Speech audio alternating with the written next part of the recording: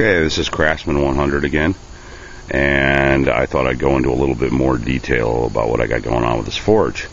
Right now I am not at my shop. I brought the stuff home to play around in the backyard, but I will be returning to the shop ultimately. So here we go. This is the forge. I got a little short stack on there. Nice little short stack. It's the only piece I had to actually really purchase. So I've got probably a whole $15 into this forge. And there's a brake rotor I happen to have laying around, and I made a little disc. Drilled some holes in it. I had to add this little piece of rod on for weight because the blower would actually lift that disc right up. Not sure. I might have too much airflow. If any of you experts out there could let me know. I'll be showing the forge working later on, but I'm not sure about that. Anyhow, the cooker that I made it out of, this sheet metal cooker, I had laying around. Somebody gave it to me years ago, and I used to use it on my deck. But I decided that this would be a much better use for it. It has cement in the bottom of it of some type, some kind of heat cement, and I had to carve it out to recess the brake rotor in. I cut a little doorway in the back just to compensate in case I want to use something really long. I'll be able to pass it through there. The bricks are more or less just to help hold tools and stuff, and anything I'm putting in the fire. It'll help keep the angle correct. There's the blower set up. It's just a hair dryer hooked to my pipe, and that seems to work pretty good. I got the trigger wired so that it's only cold air.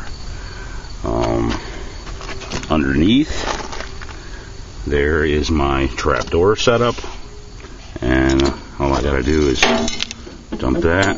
It works pretty good. I'm pretty happy with that. I used an old spare tire jack handle deal for a handle. Just made up with some washers and stuff, made a pivot. Works pretty nice.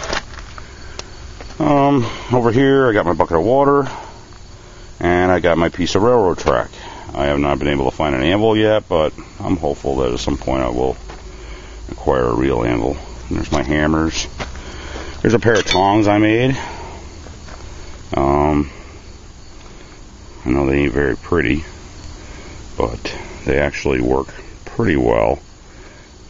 I actually made these out of an old pair of sheet metal snips. So, I don't know if you can see the jaws, but yeah, it was a start. I'm going to work on them some more. I've got a couple more pairs. I want to make some different types. But I thought it'd be easier than starting out trying to make my own tongs right off the bat.